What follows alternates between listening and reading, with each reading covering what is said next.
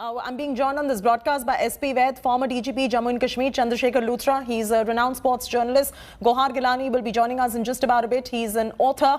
Dr. Vikas Padha, a political analyst. I request the producers to get us Gohar Gilani as well. Let me begin with SP Vaid. SP Vaid, you are seeing the situation. While we were speaking, 2 more civilians have been killed right there in the valley. First up, what is the plausible solution to this? Secondly, there is a clamor going on as to how India should not be participating against Pakistan in the T20 match. What does India achieve by not playing off an international playoff like that?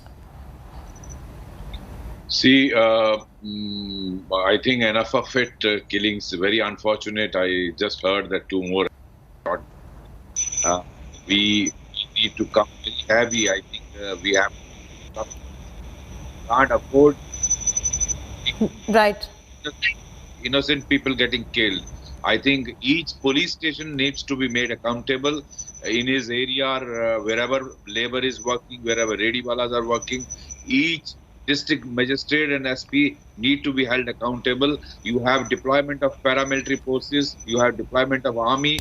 If everybody is sensitized to this situation and they pool in their resources, they dominate the area, they shore up their intelligence. I think we immediately identify people who are behind this, who are on the behalf of ISI, creating this mayhem to create fear, psychosis and terror in the minds of people, particularly of the minority community and those who are from outside Kashmir. Basically, this is being done to counter. If you recall, there was a narrative immediately after 370 and 35 was abrogated that outsiders now can come, they can work here, they can settle, they can invest.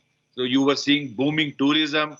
There were investment coming for in industry, medical institutions, the educational institution. It would have transformed Kashmir and youth would have got employment. Now, this cannot be digested by handlers sitting across. You're saying that the correct kind of deployment of military and the paramilitary forces and each police station needs to be activated, and that perhaps is the solution as far as these targeted killings are concerned. And a very strong point you make right there, SP Vaid. I want to take this across to Gohar Gilani as well. Mr. Gilani, there's a growing chorus now that in the middle of all these targeted killings, and we just recently reported 2 more, adding to the count of 9, so it becomes 11 now, that India should not be playing off against Pakistan in T20. My question here is, what does one achieve by not playing off an international playoff? It's not like we're playing off a bilateral. Yeah, thank you very much for having me in your show. I completely agree with you. I concur with your thoughts that sports, unfortunately, often becomes the first casualty of any political bickering or any conflict situation. I think sports should be left as it is. You know, being a sports lover and cricketer myself and cricketing, enthusiast, I would never want any cricketing game to be abandoned or not, cancelled because of other political reasons.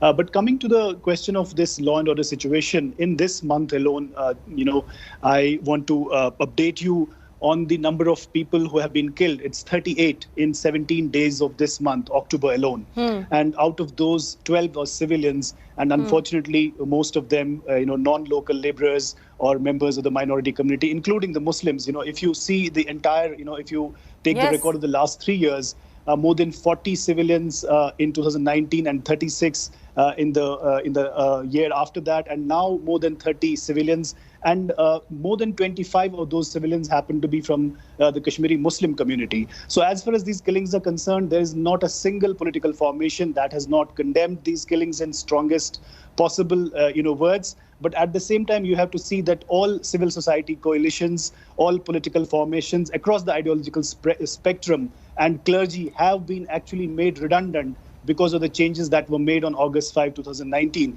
And that's why you are seeing, if you go through the social media, there is a strong condemnation of every civilian targeted killings.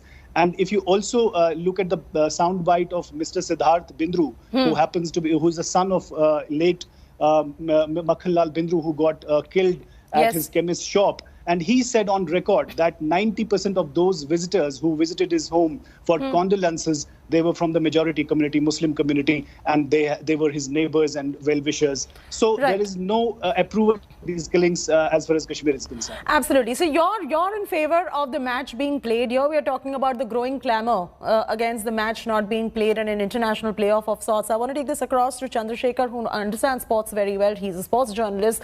Chandrasekhar, this is not a friendly match. It's an international playoff.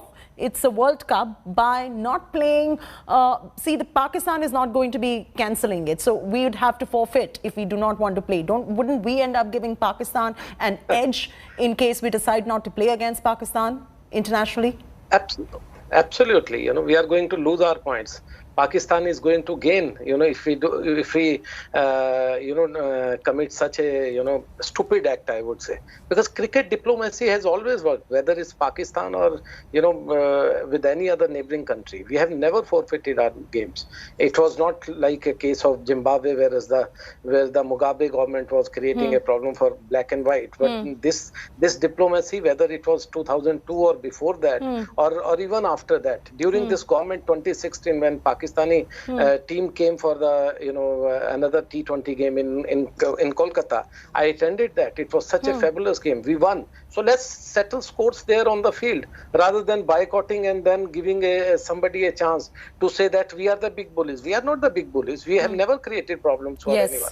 So there should not be any even discussion of boycotting this game. Let's start that cricket diplomacy. If all diplomacies have failed, like in the past, let's start with the cricket diplomacy. Why? They are not terrorists. Their players are not terrorists. Absolutely. We are not any bullies. So let's play. Let's settle scores there. That's an interesting point that you bring to the fore. Dr. Vikas Padha, what's your sense? This is a largely political issue. Shouldn't this be resolved politically and not taken to the cricket pitch? Thank you, Chaiti, for having me here. My view is quite clear.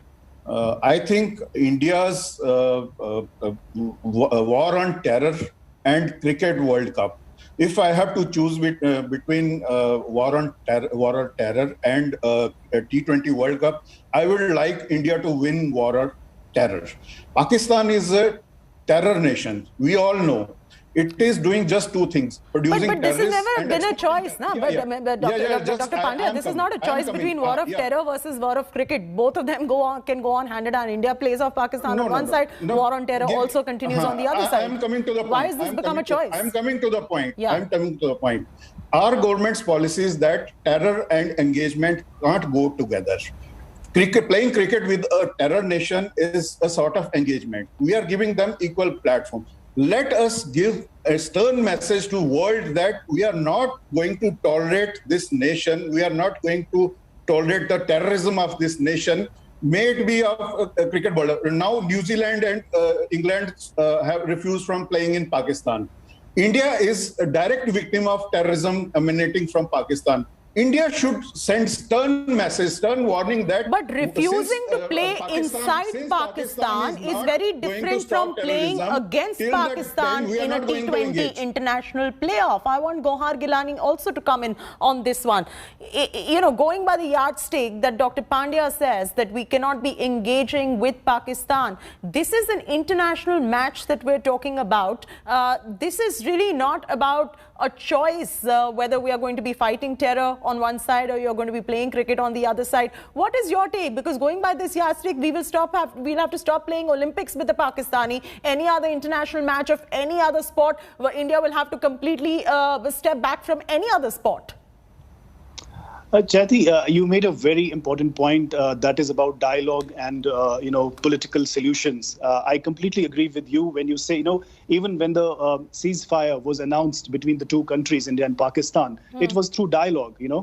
When both countries reverted back to the old ceasefire of November 2003. And just to remind you that there are going to be these talks about national security advisor talks, where India has actually invited Pakistan and other neighboring countries also for the talks. So when everything else can go on, why make sports a soft target? So that is my question. And number two, you have to also see that when Article 370 was abrogated, this claim was also made that everything is now under control, everything is hunky-dory. But you see the law and order situation, and in actual situation, the heads should have been rolled.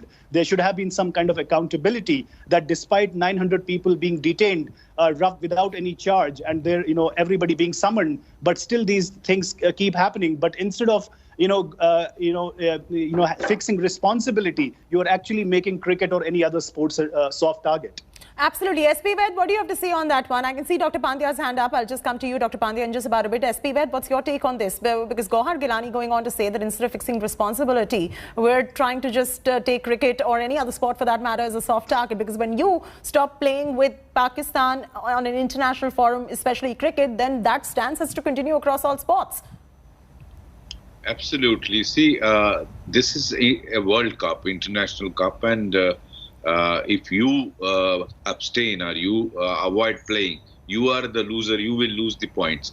So I think in such a situation, you don't have a choice. But I would say where you two nations play test matches, those kinds of matches should not be undertaken with Pakistan. Okay. But other sports, international sports, where you do not have the one-to-one matches, I think this can't be avoided.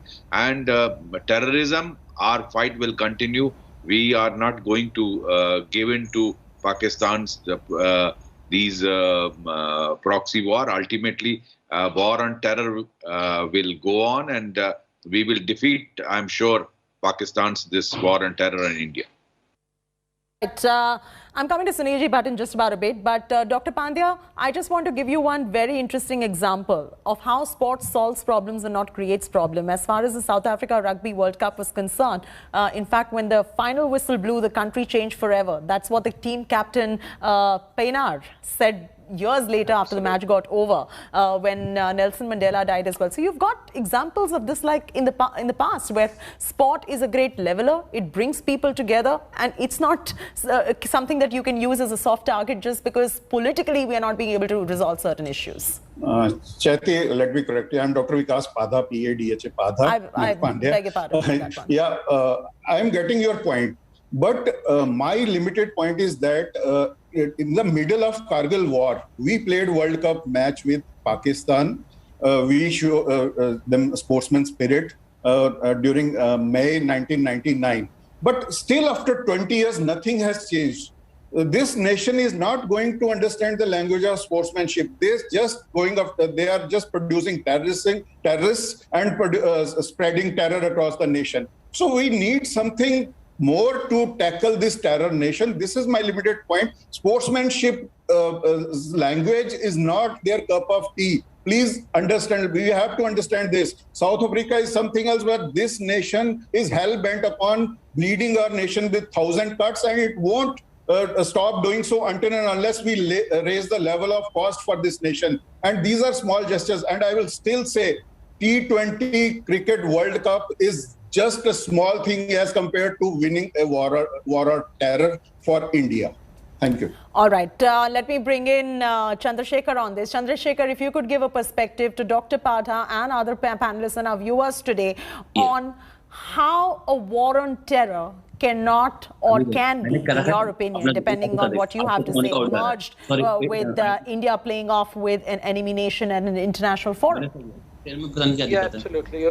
My limited point is what Dr. Patra was saying, that even while accepting a bid for, the hosting the World Cup, one must understand that we give assurance from the side of the government that we will give visas to all the countries. It is only because of the COVID situation that we are not hosting this tournament in India. This has gone out of India. So first of all, you have to ask your government also, where the Home Minister is father of the, BCCI Secretary, Mr. Jai Shah, that they have given assurances to everybody. So let's not, just put question marks just for the sake of it. Let's be practical also. And number two, whenever, what had the entire world achieved at the height of, Cold War, when Moscow Olympics was boycotted by US side, and subsequently the Los Angeles was boycotted by Russian side. Nothing happened. Finally, they sat together. They decided that they will not, do such foolish things, and they all started playing together. And that Cold War or anything else ended on its own. It is not that the New Zealand or other teams are boycotting Pakistan. It is because of the 2009 attack on the Sri Lankan government, on the Sri Lankan players, that no country is visiting Pakistan. So they started visiting in between. And when they saw that Afghanistan matter is again propping up, they started, withdrawing. So what is the harm in that? We are not going and playing there. They are not coming to our countries.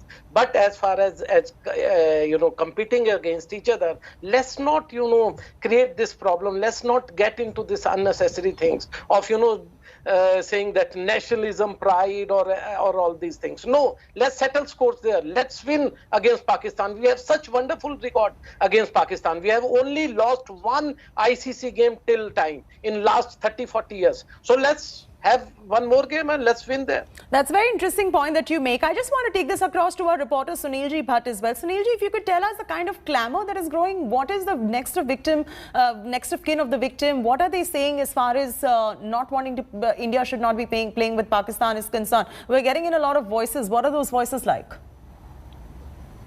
Well, Cheti, if you speak to the family members of the martyrs or even the common people here in Jammu, you will get the answer about this question, that they are saying that at a time when our soldiers are making the supreme sacrifice, terrorists are infiltrating, playing cricket match with Pakistan is not the right thing to do. And in the past also, Cheti, we have seen that how Pakistani cricketers have been making very provocative and very political statements even during the cricket matches, during the presentation ceremony. We have that how Shahid Afridi, provoked many times. He made very provocative, That's right. Gohar Gilani, you heard what Sunilji had to say. How does then one as a nation end up showing solidarity to our brave Jawans or to the martyrs, to the victims, the kin of the victims, and show to them that the nation stands by them despite having a playoff with Pakistan, Gohar Gilani? See, Cheti, I think all conflicts should be resolved in their proper context and historicity. And this, rhetorical talk and emotional talk doesn't solve anything.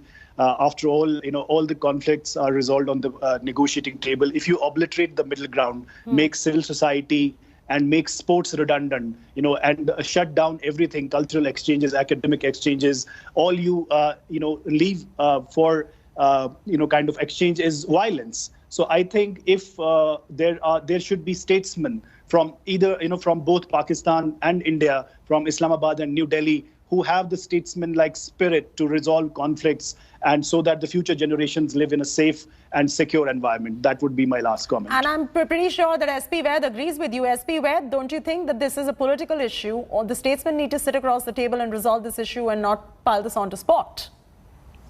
Yes, broadly I agree, but I have my doubts whether you have statesmen in Pakistan, because it is the army and ISI which calls the shots.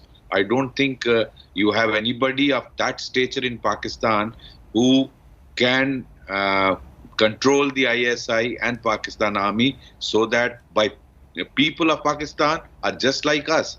They are so warm to Indians. India and Pakistan are, after all, two brothers separated by artificial boundary. And culturally, by all means, we are brothers. There's no, we share same history, same culture.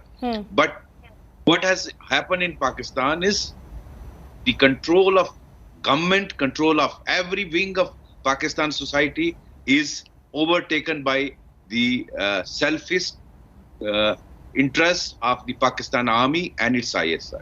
And hence, but then the onus also, SP Vaid, somewhere falls on India to make sure that they put pressure internationally to bring Pakistan on the table to resolve issues as well. Because here we're debating a country playing off with Pakistan, and we're talking about a sport. And on the other side, we're talking about a resolution and finding a plausible solution to an issue which is bilateral in nature. Is this question to me? Yes, absolutely. Can you repeat?